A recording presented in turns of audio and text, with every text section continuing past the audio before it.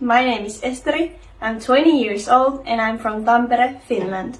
Finland is not the most religious country in the world. Yes, technically it's a Christian country, but most people here don't believe in God, and that's how I was raised as well.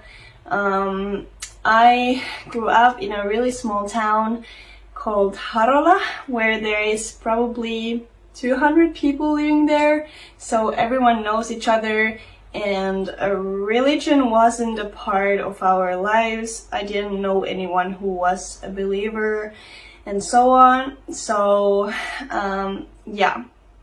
so my mom doesn't believe in God.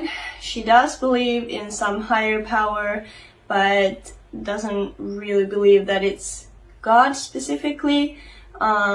So she wanted to raise us the way that when we grew up, we could decide for ourselves if we wanted to believe in something or if we didn't. So that's why I didn't grow up in a religious family. So growing up in school, of course, we had lessons about Christianity, but to me, they never felt right. They never felt like anything more than just some stories, some fantasy, something that some people believe in, but that weren't for me, and I never understood the Trinity or anything of it, really.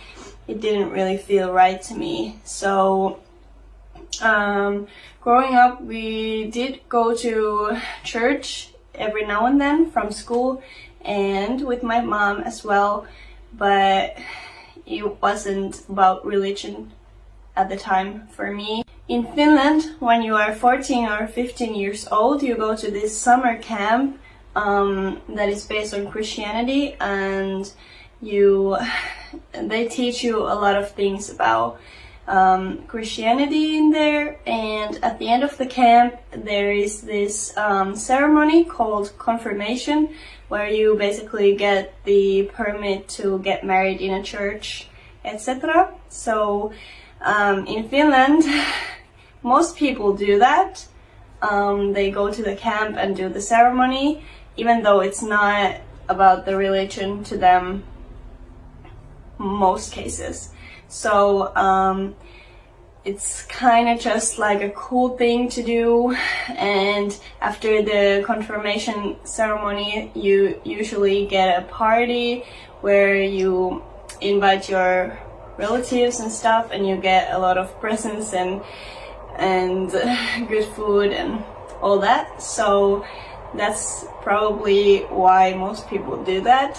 At least for me, that was it, and for everyone I knew, it was about the party and not about the camp that much, and not about the religion at all. So when I was 16 years old, I graduated from the elementary school and decided to move to Tampere, which is one of the largest cities in Finland.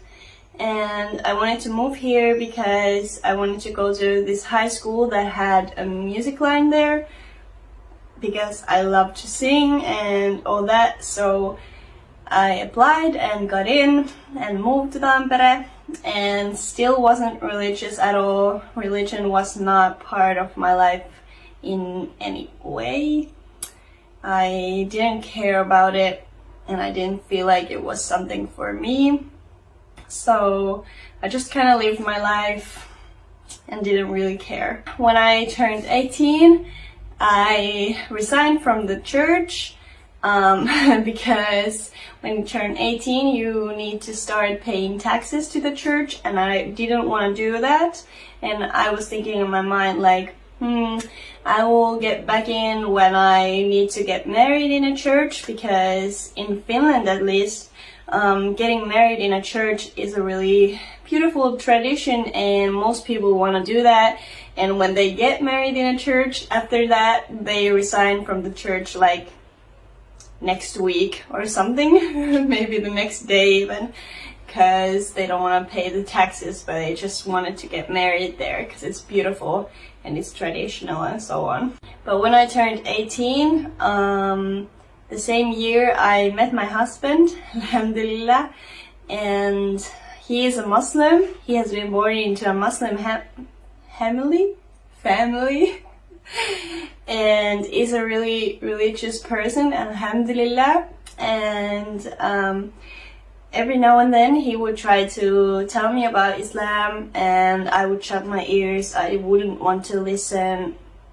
I was just like, oh, don't talk to me, please, can we talk about something else? And that went on quite a while, and every now and then he would try to ask me some questions of like what I believed in, and I was just really arrogant. I remember being like, well, I don't believe in God because obviously he doesn't exist and you can't prove me that he exists and all that. So I was just like really arrogant about it. Then maybe I would say 6 months later, I decided that I want to do some research on Islam so I would know what he believes in, and I could try to understand him better and stuff like that. So I found out that you could listen to the Quran in Finnish from Yle Arena, which is a media platform where there are like news and TV shows and the radio and all that. And the Quran was also there in Finnish. And so I started listening to that, and I thought to myself like, okay, that's cool. It's really different from the Bible because it's not about stories. It's more like how you should be living and stuff like that. So that was really interesting to me. But yeah, so I started listening to it, and every now and then I would have some questions about it, and I would just write them down and then later on ask my husband or Google them as well. So I started learning how to pray, and then a couple of weeks later I decided to say my Shahada, which is the what is that in English? The declaration of faith. Uskon tunnustus in Finnish. I decided to say that and went to a local mosque and did that, and the day was the most emotional day of my life. I was crying the whole day, and it was just really emotional, and I felt bad because I didn't tell my mom that I was going to do that, and she didn't have any idea that I was converting to Islam. And so I felt really bad about that, but at the same time it felt right to do, and I wanted to do it pretty soon because I thought, why wait? Because I'm sure that that's what I want to do. And just a little reminder that even though you say your Shahada and become a Muslim, it doesn't mean that you have to be the perfect Muslim. It doesn't mean that you have to know everything about Islam, because that's just not possible. You can never know everything about Islam, and you can never be the perfect Muslim. You just need to try your best, and God will understand, and God will be forgiving and merciful to you, and He will guide you in your life when you ask for it. And yeah, so please be kind to yourself and don't expect too much from yourself, because you cannot be perfect. You just need to try your best, and that's all that counts, and God knows that. And I think that's also a good way to end this video, because I think this might be quite a long one, so I don't want to make it any longer. I hope you enjoyed this, and if you have any questions, please leave them down in the comment section, and inshallah I can make more videos about my journey and what happened after my Shahada and how I started wearing the hijab and all that. Inshallah in the future I can make more videos about that, but for now I will end this video. So thank you so much for watching. If you lasted the whole video with me, thank you, thank you, thank you.